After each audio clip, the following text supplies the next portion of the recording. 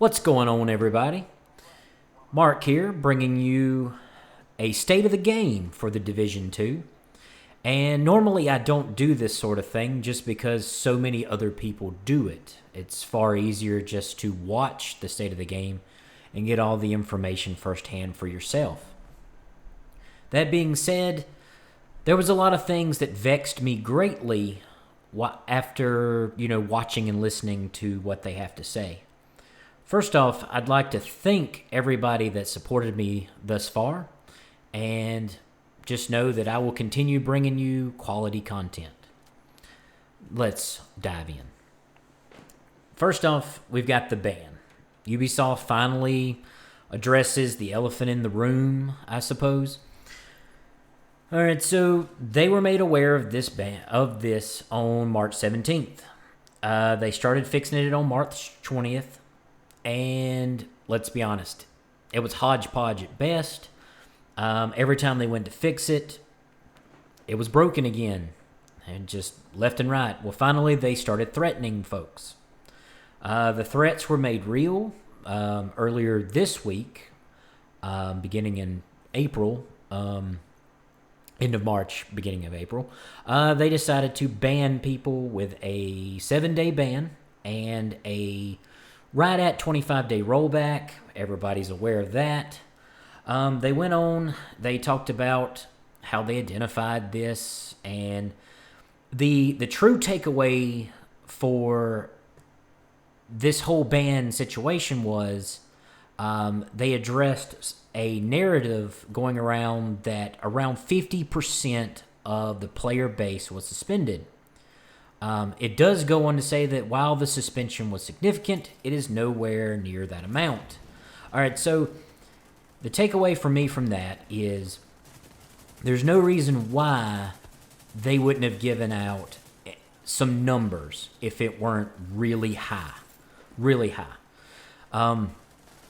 I think that number's somewhere between 35 and 40%, maybe upwards to 45%. Because I've been around a few corporations before, and I've seen the way they pad their numbers. Normally, it's like, well, if it's not 50%, they'll be like, oh, it's nowhere near that amount. It's only 44%. You're like, well, that's only 6% off. Nah, well, that's corporate for you. And then it goes on to say the majority of players did not use the exploit. Okay, so are they lying to us? Because that's worrisome to me as both a content creator and I generally love to play the game. It's been rough the last few weeks, pretty much since, Warlords came out. But, I mean, really, I love to play the game. It's a great game at its base.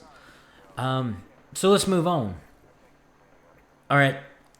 If 35% of the player base is suspended, what amount of that comes back? And obviously, because they were glitching, they were active players. So you mean to tell me that you suspended 30, let's just say 30%, let's give it a lowball figure, of 30% of your player base is suspended, active players, mind you, because they were actually glitching, and now you're saying that maybe those players don't come back. You've got a bad situation where you've got people stuck in their homes for maybe 30, 40, 50, 60 more days, and now you're telling them that they have to roll back 20 days worth of playtime, and, they're banned for 7 days? So what happens when they move on? Now you can say, well, cheaters shouldn't prosper, and they shouldn't. That's true enough. But let's also look at all the things at hand. A Bungie representative went on hand to, I guess, pander to their player base and all these players that have been suspended that Bungie, they inherently look at bugs as their own fault, and therefore, when they're exploited, it's their problem, not the player's problem, not to abuse them. you can take that with a grain of salt. I'm sure that was more corporate pandering, just trying to get those players snatched up. The one thing that I can say, the truly terrible thing that I can say came out of this, is that you have these different players on all social media just tearing at each other over right and wrong on cheating.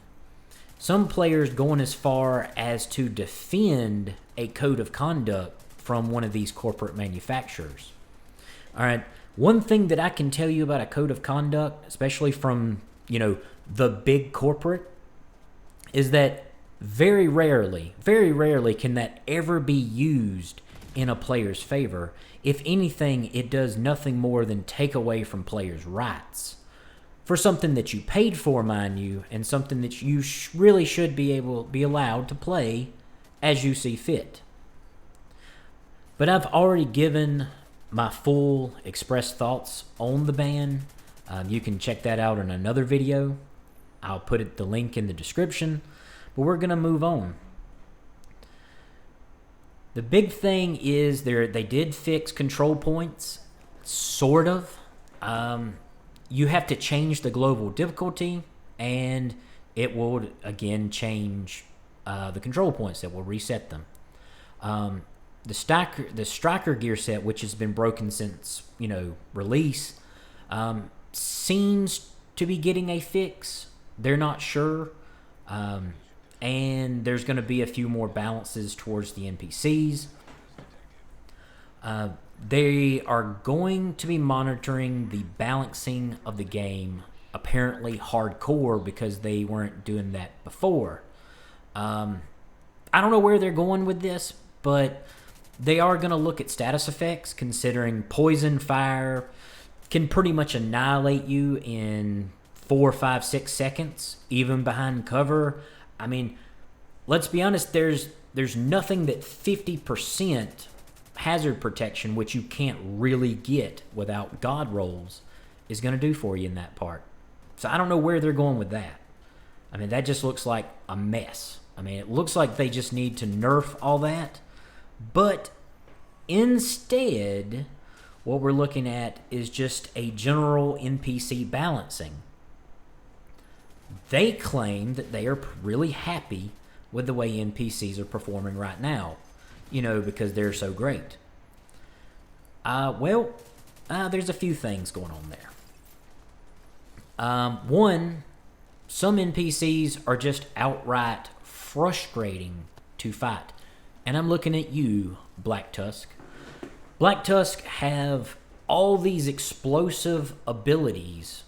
They can fire off 3, 4, 5 grenades at a time, keeping you pinned down while everybody moves in on you. I mean, they don't give two craps about your armor or, what weapon you're carrying or how much suppressive fire you're laying down. They will annihilate you. And some missions have become just straight garbage because you have to get lucky that either the players you're playing with or anything just happens to come out in such a way that you can take it down quick enough before it becomes a problem. And more likely than not, it's going to become a problem. They're also addressing build diversity, and I'm sorry to say this, guys, but in the build diversity case, there's probably just going to be some nerfs. True massive fashion, instead of, buffing things to make things more viable, well, they want to destroy the meta. Right now, Fox's Prayer and Contractor Gloves with the Hollow Man are basically meta. I mean, don't ask me why they put the level, the roll level on them like they did. I mean, but what's going on there? I mean, it's just crazy. Assault rifles are in the gutter, but we're going to address the things that players are using successfully. I don't know, man. Y'all tell me where that needs to be, because obviously I'm thinking crazy thoughts over here. At the moment, they disagree with the narrative that the MG5 and the M1A builds are all that work, even though that's what puts up the best numbers.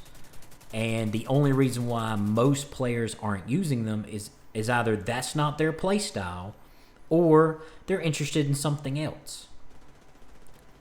But that's a fact. The M1A mixed with MG5 while having the Fox's Prayer and Contractor gloves on are the best DPS possible. They go on to mention that skill builds are quite popular and useful, which is fine. Hardwired is a great gear set, but it's also a craftable set that most people can get readily. They go on to, say that, oh, we're going to talk about exotics for about 15 milliseconds. Because let's be honest, exotics are trash. I mean, everyone that looks like it could be a top performer has some little tiny quirk with it that doesn't quite work. I don't know how many of y'all have picked up a Merciless in this sandbox, but the kick on that thing is straight garbage, and you can't adjust it. Let alone if you get a bad roll, it's just a bad roll, and there's nothing you can do about it. Now, a gun being exotic doesn't mean that it just straight up outperforms DPS-wise, or, it's got way more crit or way more damage out of cover. That's not what exotic means. What exotic means is, while using that, you have to alter your playstyle to match the gun, or the gun is able to alter your playstyle in such a way that makes it exotic. Like maybe every third bullet sets an enemy on fire that can, do some kind of crazy stuff that spreads to 4 enemies in a row and that kind of thing. Like stuff like that. That's exotic. What we get are basically nerfed, dulled down exotics that for the most part, after looking at some of the ban footage, aren't worth grinding for. And for the most part, people are really upset with. I mean, it doesn't take 10 minutes on Facebook or Reddit to see people just dogging exotics, because they put so much time and effort into grinding them, and they get nothing out of it. Now, they go on to mention that the new raid will be here soon, and there's going to be some new raid sets. All right, I've got extremely misgivings about new raid sets. The old raid sets still aren't good, and we're bringing out more sets to dilute the pool. I don't know, gentlemen. I feel like we're in trouble. All in all, what I want to say is, in closing, is that I want this game to succeed. And I feel like if they would just see, the forest for the trees, or maybe the trees for the forest, hell, I don't know, that maybe we could get to a point of stability and, the glitchiness. Like, listen, guys, as far as using glitches goes, if the game was in a great state right now, everything was working the way it should, and somebody found a glitch that gave you 10,000% more damage, yeah, that shouldn't be allowed. But right now we're in a mess, and the best thing they can do is ban a great portion of the player base. I don't know, man. I don't know how I feel about that. It doesn't make me feel good, but let's move on from that. It just brings me down, man. In my closing statement, I'd like to say that I wish everybody a hopefully lucrative playtime experience in the Division. As always, you've been listening to me, the Maverick, and I'm out.